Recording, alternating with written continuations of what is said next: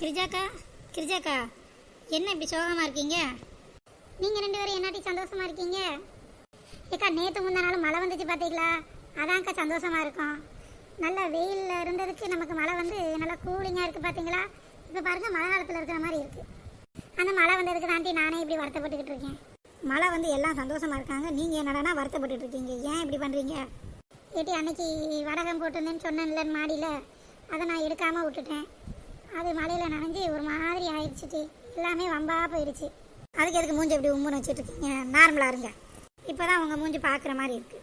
ஏட்டி, நான் அங்கிட்டில் திரும்பி உட்காந்துருந்தேன். என் மூஞ்சி எப்படி இருக்குன்னு உனக்கு எப்படி தெரியும்? பரமாக்கா, கிரிஜாக்கா நார்மல் முடுக்கு வந்துட்டாங்க.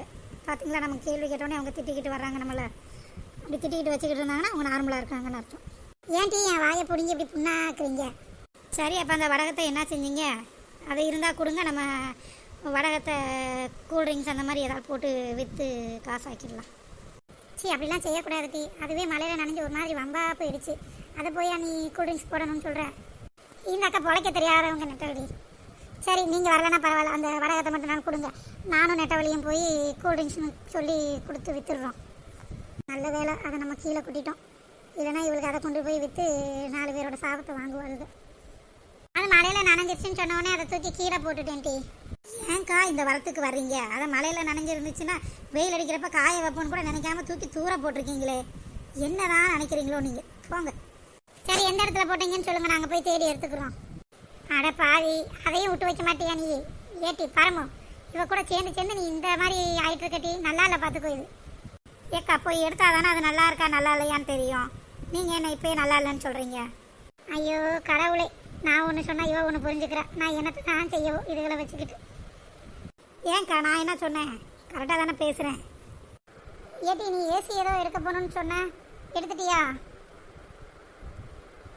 இல்லைக்கா, அதுக்குள்ளே இந்த 2 நாளாக மழை வந்துருச்சா, அதனால் என் மாப்பிள்ளை நல்லா கூலிங்காக தானே இருக்குது. இப்போ கிளைமேட்டு வெக்கைக்கு தானே வாங்கணும்னு சொன்னேன்.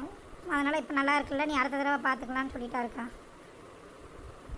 ஆமாட்டி, அதுவும் சரிதானே. என்ன, அது வாங்கினாலும் ஒரு செலவு வந்துடும்ல. அவர் ஏசி வாங்குறதுக்கு யோசிக்கிற மாதிரி தெரியலங்க்கா. ஏசி வாங்கினா எங்கே நான் ஃபுல்லாக போட்டுகிட்டே இருந்துருவனோ, கரண்ட் பில் ஏறிடணும்னு நினச்சி மனசை அதுக்குள்ளே பயப்படுறாரு. ஆமாட்டி, அது என்னமோ உண்மைதான். ஏசி வாங்குறது கூட வாங்கிடலாம் போல்.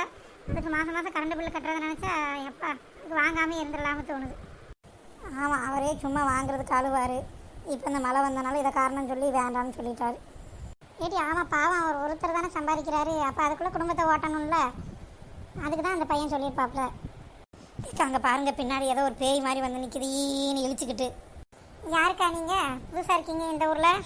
இங்கே தான் இருந்து ஒரு 2வது தெருவில் தான் இப்போ வீடு பிடிச்சி நான் இருக்கேன். சரி, இந்த ஊர் அப்படியே சுற்றி பார்ப்போமே அப்படின்ட்டு வந்தேன். பார்த்தா நீங்கள் 3 பேர் பேசிக்கிட்டு இருந்தீங்களா, அதான் சரி கொஞ்சம் நேரம் பேசுவோம்ட்டு வந்தேம்மா. உங்கள் பேர் என்னதுக்கா? என் பேர் செல்விம்மா. உங்கள் பேர் செல்வியா? சரி வாங்க, எவ்வளோ நேரம் நின்றுட்டுருப்பீங்க? எங்கள் குரூப்பில் வந்து ஐக்கியம் ஆயிக்கோங்க. ஏக்கா, உங்கள்கிட்ட ஒன்று கேட்கட்டுமா? ஏட்டி, சும்மா ஏடா விடாமல் எதையும் கேட்டுக்கிட்டு இருக்காத, சும்மா கடை பார்த்துக்கோ. அவங்களே இப்போ தான் பார்த்துருக்கோம் நம்ம. பரவாயில்ல குண்டூசா, அவங்க கேட்கட்டும். என்னன்னு? என்னது குண்டூசா? ஆமாம்மா, நீ நல்லா கொழுன்னு இருக்கல, அதான் குண்டூஸ்ன்னு சொன்னேன். இப்போ தான் பார்த்தீங்க வச்சிங்க, அதுக்குள்ளே குண்டூஸ்ன்னு சொல்லி கூப்பிட்றீங்க எங்கள் அக்காவை. என்ன நினச்சிட்டு இருக்கீங்க நீங்கள்? நீ என்னவா கேட்கணும்னு சொன்னீங்கம்மா, கேளு.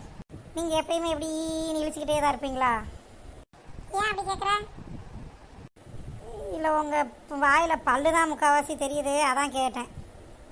இதெல்லாம் நீ கிண்டல் பண்ணக்கூடாது பார்த்துக்க. அப்புறம் நீங்கள் மட்டும் எங்கள் அக்காவை குண்டூஸ்ன்னு சொல்லி கிண்டல் பண்ணுறீங்க.